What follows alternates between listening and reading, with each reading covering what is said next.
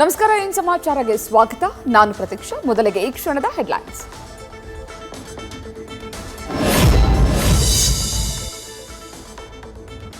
AICC ಅಧ್ಯಕ್ಷ ಖರ್ಗೆ ಜೊತೆ CM close door meeting. DKShi ಆಪ್ತರ ನಡೆಗೆ ಸಿದ್ದರಾಮಯ್ಯರಿಂದ ತೀವ್ರ ಅಸಮಾಧಾನ. ಆದಷ್ಟು ಬೇಗ ನಾಯಕತ್ವ ಗೊಂದಲ ಬಗೆಹರಿಸುವಂತೆ ಮನವಿ.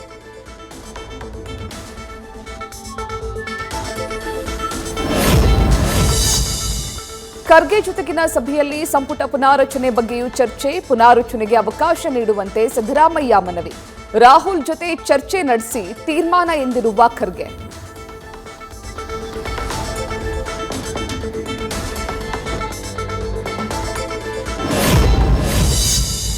ಹೈಕಮಾಂಡ್ ಯಾವಾಗಲೇ ಕರೆಯಲಿ, ದೆಹಲಿಗೆ ಹೋಗ್ತೇನೆ. ಹೈಕಮಾಂಡ್ ಏನೇ ತೀರ್ಮಾನ ತೆಗೆದುಕೊಂಡ್ರೂ ನಾನು ಬದ್ಧ.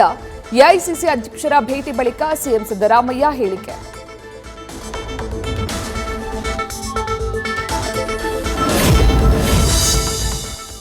ರಾಜ್ಯ ಕಾಂಗ್ರೆಸ್ನಲ್ಲಿ ನಾಯಕತ್ವ ಬಿಕ್ಕಟ್ಟು ಹಿನ್ನೆಲೆ ಡಿಕೆಶಿ ಸಹೋದರ ಡಿಕೆ ಸುರೇಶ್ ಮಾರ್ಮಿಕ ಪೋಸ್ಟ್.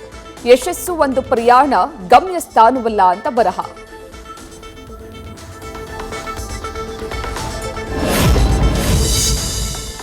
ನಾನು ಡಿಕೆ ಶಿವಕುಮಾರ್ ಬೆಂಬಲಿಗ ಅಂತ ಯಾವತ್ತೂ ಹೇಳಿಲ್ಲ. ನಾನು ರಂಗನಾಥ್ ಸಚಿವ ಸ್ಥಾನ ಕೇಳಲು ದೆಹಲಿಗೆ ಹೋಗಿದ್ದೆ.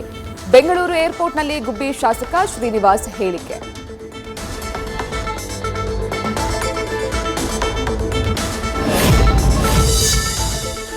ಶ್ರೀನಿವಾಸ್ ಅವರಿಗೆ ಮಂತ್ರಿ ಸ್ಥಾನ ಕೇಳಲು ದೆಹಲಿಗೆ ಹೋಗಿದ್ವಿ. ಡಿಕೆಶಿ ಸಿಎಂ ಆಗಬೇಕು ಅನ್ನೋದು ಕೆಲವರ ವೈಯಕ್ತಿಕ ಅಭಿಪ್ರಾಯ. ಏರ್ಪೋರ್ಟ್ನಲ್ಲಿ ಕುಡಿಗಲ್ ಶಾಸಕ ರಂಗನಾಥ್ ಹೇಳಿಕೆ.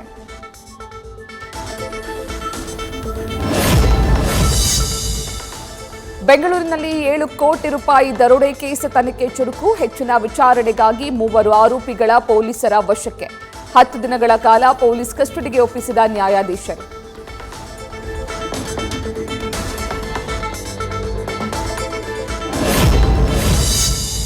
ಸಿದ್ದಾಪುರ ಠಾಣಾ ವ್ಯಾಪ್ತಿಯ 7 ಕೋಟಿ ರಾಬರಿ ಪ್ರಕರಣ. ಹೈದರಾಬಾದ್ನಲ್ಲಿ ಲಾಡ್ಜ್ನಲ್ಲಿ ಅಡಗಿದ್ದ 3 ಬಂಧನ.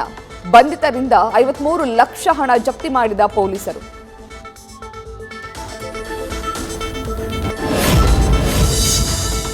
ತಾಂತ್ರಿಕ ದೋಷ ಹಿನ್ನೆಲೆ ಮಾರ್ಗ ಮಧ್ಯೆ ಕೆಟ್ಟು ನಿಂತಿದ್ದ ಹಂಪಿ ಎಕ್ಸ್ಪ್ರೆಸ್.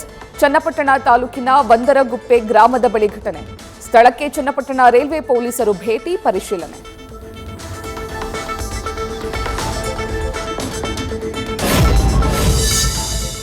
ರಸ್ತೆ ಗುಂಡಿಯಿಂದ ಹೈರಾಣಾಗಿದ್ದ ಜನರಿಗೆ ಮತ್ತೊಂದು ಆಘಾತ. ಶೃಂಗೇರಿ ಕ್ಷೇತ್ರದ ಜಯಪುರದಲ್ಲಿ ಕಳಪೆ ರಸ್ತೆ ಕಾಮಗಾರಿ.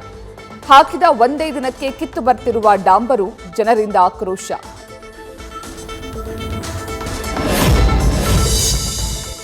ಎರಡು ವರ್ಷದಿಂದ ದಾಳಿಗೆ ದೇಶದಲ್ಲಿ ಉಗ್ರರ ಸಂಚು. ಎನ್ಐಎ ವಿಚಾರಣೆ ವೇಳೆ ತಪ್ಪೊಪ್ಪಿಕೊಂಡ ಉಗ್ರ ಮುಜಮಿಲ್. ದೆಹಲಿಯ ಸ್ಫೋಟಕ್ಕೆ ಸ್ವಂತ ದುಡ್ಡು ಹಾಕಿದ್ದೆವು ಅಂತ ಹೇಳಿಕೆ. ನ್ಯೂಸ್ ಫಸ್ಟ್, ನಿರ್ಭೀತಿಯಿಂದ ನಿಮ್ಮ ಪರವಾಗಿ.